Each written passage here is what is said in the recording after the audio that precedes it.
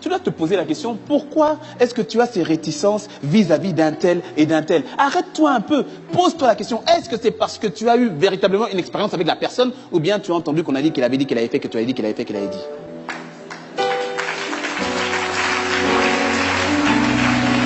Combien de personnes n'ont pas loupé la grâce qui est sur le pasteur Yvan à cause des calomnies sur Internet et autres? Tu te dois véritablement de ne pas prêter tes oreilles à toute forme de calomnie. Oui. À l'époque où on avait sorti la vidéo là, sur le pasteur Yvan, j'avais fait une erreur, voulant bien faire. Parce que j'étais énervé du fait qu'on parle comme ça de mon pasteur. Donc j'ai dit, c'est quoi ça? Je suis allé voir la vidéo. J'ai regardé. C'était 4 heures. J'ai regardé 4 heures. Tout d'abord dit, c'est n'importe quoi. Ça, c'est n'importe quoi. Ça, c'est n'importe quoi. C'est n'importe quoi. C'est n'importe quoi. C'est n'importe quoi. Mais au fait, je m'étais exposé à de la calomnie. Et il y a une semence qui était rentrée. Si bien que après, par la grâce de Dieu, j'ai une certaine connaissance, une certaine interaction du pasteur Yvan. Donc moi, je le connais. Et donc je peux dire que voilà, tout ça là, c'est n'importe quoi. Mais bizarrement, je peux suivre les prédications du pasteur Yvan sur Internet, ou bien quand je reviens ici. Et puis après, il y a des choses qui remontent. Et je suis obligé de chasser. Et puis après, le Seigneur m'a dit, tu t'es exposé à la calomnie. L'ivraie est rentré. Et l'ivraie pousse avec le blé. J'ai dû faire une extraction volontaire de tout ça. C'est pour ça que je te dis, même par curiosité, ne va pas sur ces sites de calomnie. Même par curiosité. N'y va pas.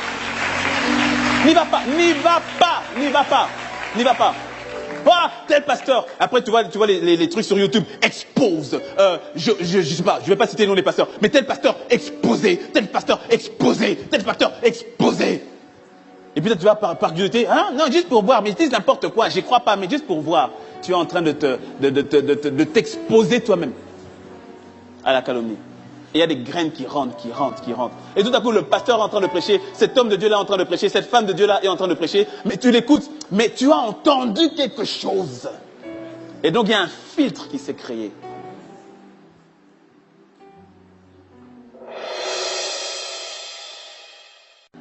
Or, le diable, du nom diabolos, du nom grec, qui veut dire calomniateur, aime la calomnie. Et il aime empoisonner l'église. Quand je parle de l'église, je ne parle pas d'ICC. Je parle de l'église, corps de Christ, je parle de l'église, tu es l'église. Nous sommes la véritable église, tu vois, non? Et donc, il aime empoisonner l'église avec la calomnie. Qu'est-ce que la calomnie? La calomnie est un mensonge qui vise à présenter quelqu'un sous une mauvaise image, dans le but de créer le rejet et de créer le discrédit de cette personne. Tu dis un mensonge sur quelqu'un, de telle manière à ce que, qu'est-ce que ça produit? C'est que maintenant les autres qui t'écoutent rejettent la personne. Les autres qui t'écoutent discréditent la personne. Donc, des fois, tu vas relayer, non pas toi, quelqu'un va relayer une information dont tu n'as ni les tenants ni les aboutissants, tu n'as aucune preuve, tu n'as rien du tout, et parce que tu as prêté ton oreille à une calomnie, tu prends cette parole, tu la relais. Calomnie FM. C'est une radio compliquée. C'est une radio compliquée parce qu'on ne sait pas où est l'antenne générale. Et l'ennemi aime ça. Oh, il aime ça. Oh, tu sais quoi? Tu connais Shinobi, non? Shinobi, c'est un voleur. Ah bon, c'est un voleur pourquoi? Non, on l'a viré de son travail. Il était à la comptabilité. C'est un voleur. Est-ce qu'on t'a dit qu'il a volé? Non. Mais tu te dis, de toutes les manières, moi je l'aime pas trop, et puis on l'a viré à la comptabilité, donc c'est un voleur. Ah bon? C'est un voleur. Puis maintenant, toi, tu regardes Shinobi. Shinobi qui dit, j'ai un projet et tout, est-ce qu'on pourrait faire le projet? Tu dis, espèce de voleur! La calomnie. Ouais. Tu sais quoi? Il a dit que tu avais dit, que j'avais dit, qu'il avait dit, que tu avais dit, que j'avais dit, qu'il avait dit, qu'il avait dit, que j'avais dit, que tu avais dit, qu'il avait dit, que j'avais dit, que tu avais dit, que j'avais dit. Quoi?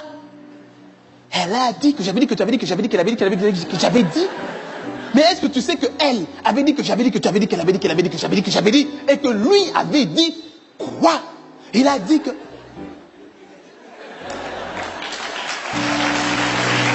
Hey!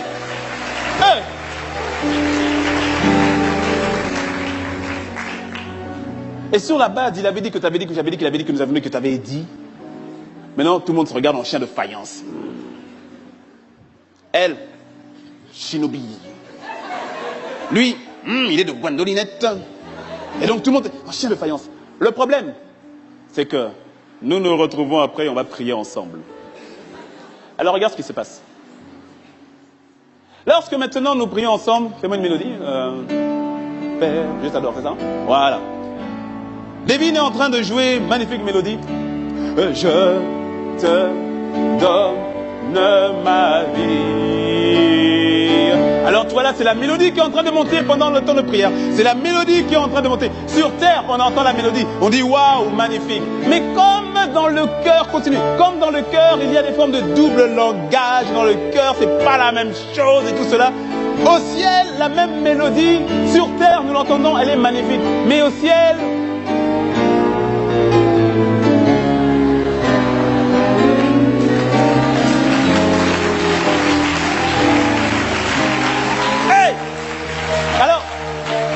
alors tu vois, sur terre, c'est magnifique, hein? Je t'adore. Je t'adore.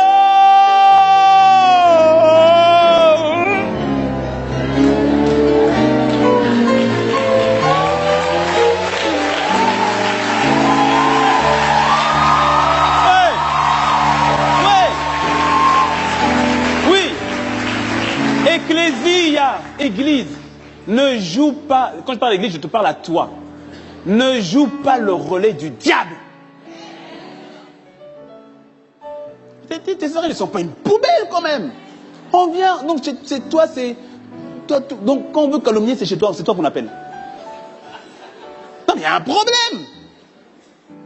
Pourquoi quand on veut raconter quelque chose de compliqué sur quelqu'un, c'est toujours toi qu'on appelle? Hé, tu sais quoi? Viens, faut que je te raconte. Pas trop fort, il y a des gens ici, viens, suis-moi dehors.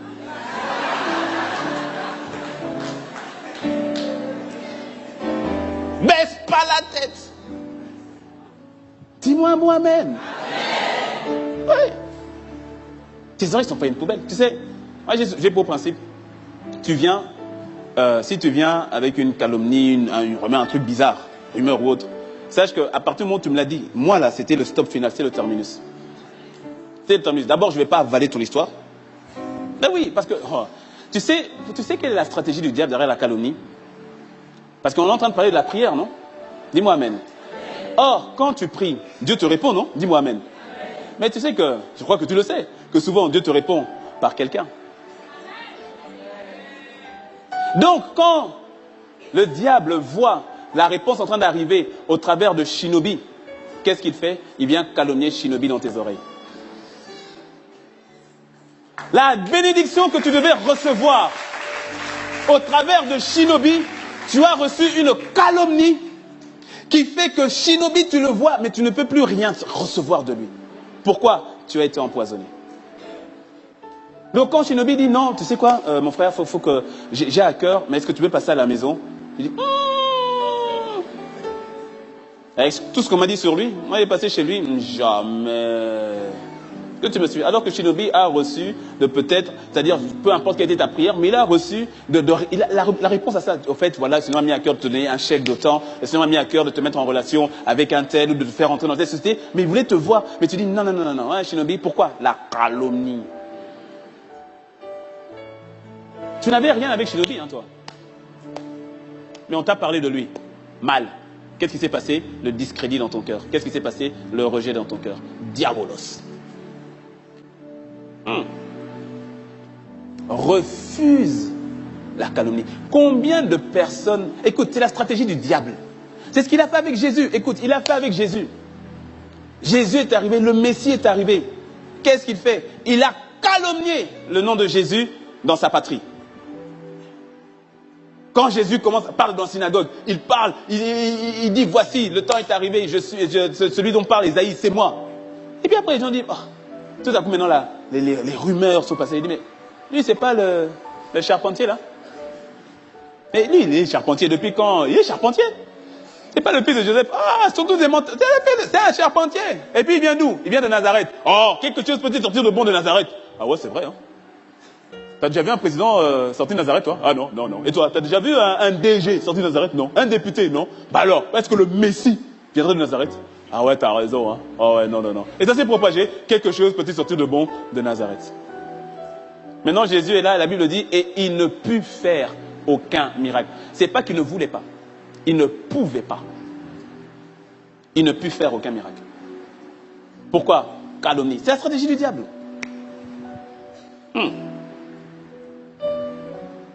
Combien de personnes ont vu leur destinée retardée à cause de la calomnie?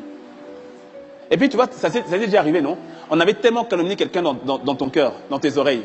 Et un jour, mais souvent bien après, tu as eu à avoir maintenant toi-même une relation avec cette personne. Et puis tu parlais, et puis vous parlez, et puis vous avez une certaine relation. Et puis à un moment, parce que tu as eu une relation toujours à la pointe des pieds, à cause de ce qui est rentré, la calomnie qui est rentrée. Donc sur la pointe des pieds. Et puis à un moment tu te dis, mais au fait, mais tout ce qu'on a dit sur toi là, mais je ne te reconnais pas là-dedans. À qui c'est déjà arrivé? Je parle aux bonnes personnes. Et tout à coup tu te dis, mais au fait, j'ai perdu du temps. J'ai perdu du temps. Parce que j'étais toujours à la pointe des pieds, j'étais toujours en mode tiens de faïence. Pourquoi? Parce que tu as accepté une calomnie. Tu dois te poser la question, pourquoi est-ce que tu as ces réticences vis-à-vis d'un tel et d'un tel? Arrête-toi un peu, pose-toi la question, est-ce que c'est parce que tu as eu véritablement une expérience avec la personne, ou bien tu as entendu qu'on a dit qu'il avait dit qu'il avait fait, que tu avais dit qu'il avait fait, qu'il avait dit?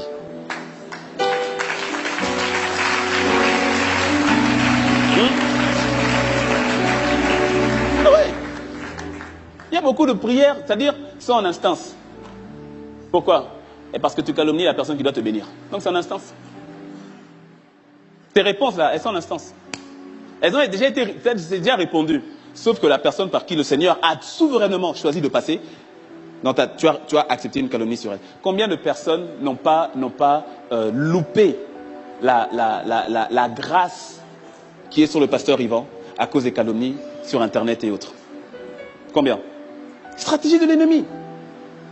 Combien de personnes n'ont pas quitté l'église? Il y a quelqu'un qui est sur le point de vouloir quitter l'église à cause des accusations, à cause des calomnies. Stratégie de l'ennemi.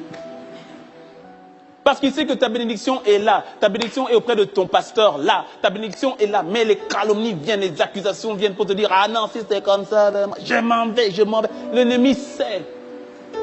Il le sait. Combien de prières ne sont pas en attente à cause de la calomnie? Je termine. Tu te dois véritablement de ne pas prêter tes oreilles à toute forme de calomnie. Oui.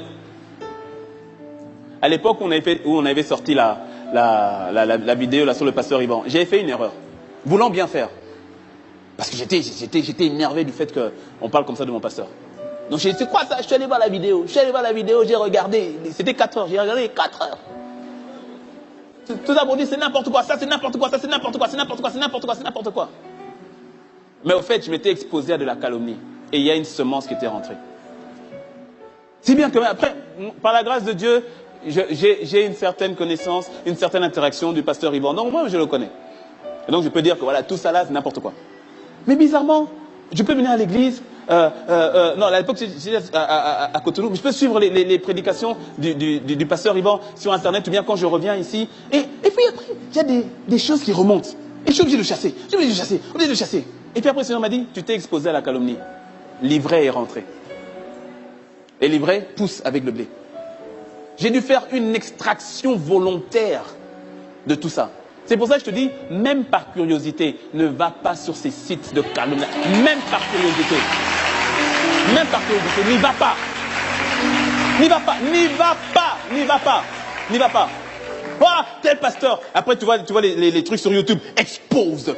Je sais pas, je vais pas citer le nom des pasteurs. Mais tel pasteur exposé. Tel pasteur exposé.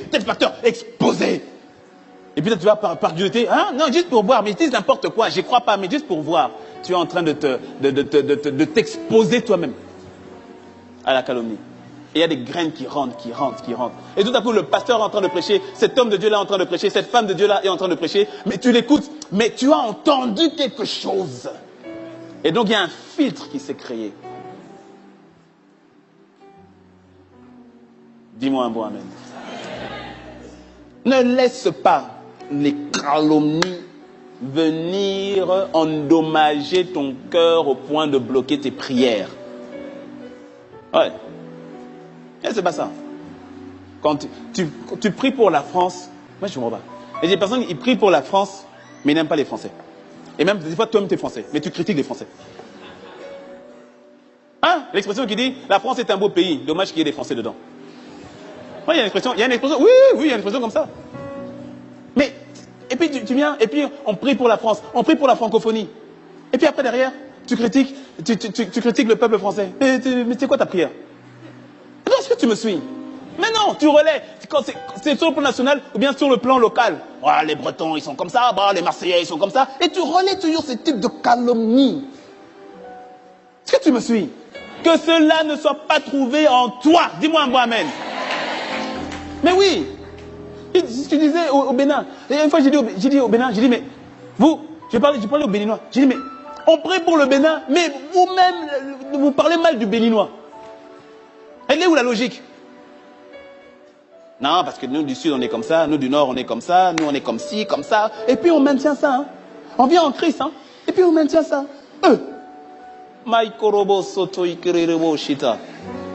Même les anges se regardent, ils disent, on est étonnés. Hein.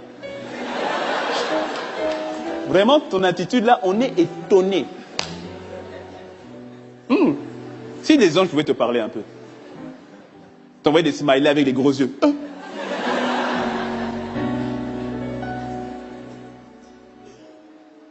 Éphésiens 4, garde ce passage, Éphésiens 4, verset 30-31, c'est le dernier passage. N'attristez pas le Saint-Esprit de Dieu par lequel vous avez été scellés pour le jour de la rédemption. Que toute amertume, que toute animosité, que toute colère, toute clameur, toute calomnie, ainsi que toute malfaisance soit enlevée du milieu de vous. Dis-moi un bon amen. Garde ton cœur du doute, garde ton cœur de l'orgueil, de la suffisance, garde ton cœur de la calomnie, afin que tes prières soient entendues, acceptées et qu'elles portent de leurs fruits. Dis-moi un bon amen. On va incliner la tête, Katalabo soto.